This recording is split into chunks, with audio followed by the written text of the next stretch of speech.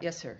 Thank you, Tammy. May I move to Ukraine, please? Certainly. Now that the minerals deal is in full effect, can you please help us understand better its implications on the ground? In other words, if Russia keeps attacking and targeting those various sites that you are looking to, forward to work along with Ukraine, will that deem to be Russia's violating your minerals deal with Ukraine?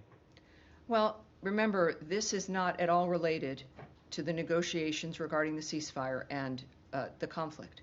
This is a separate dynamic that is an arrangement of an economic partnership between the United States and Ukraine. This is something that is meant certainly to endure and to provide, as we know, as the brilliance of this is to provide the money coming up in the future to rebuild once this is finished. And that's what we're looking at. But it's also clear to the world and to all the players involved that Ukraine has a partnership with the United States. It is an economic partnership. It is one that will last for generations and will make a difference for every Ukrainian and will strengthen the national security of that country. And that's what good business partnerships do across the board. But again, it is not a mechanism linked to the negotiations, to a ceasefire, to the war.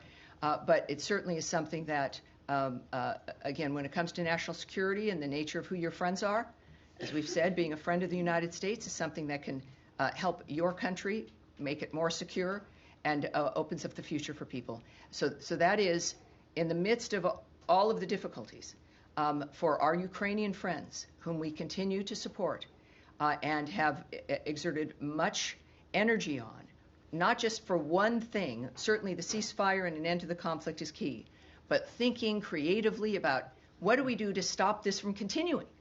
And that's now what, of course, a question that we have in multiple parts of the world. And on that line, Tammy, I please follow up. You said ceasefire is key. Is it still your position that complete, unconditional, 30-day-long ceasefire should be the first step? Well, it should be forever. I mean, you can't discuss, as the President has noted and the Secretary, you can't discuss what the results are for peace when people are still getting slaughtered.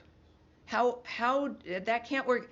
It's a very low bar for a first step, and that remains the first step. It has to happen. We've been very clear, the Secretary in particular, that this can only begin. Any discussion regarding how the peace endures is when you have a ceasefire, which is frankly the first key part of good faith regarding what you intend for the future. All right, yes.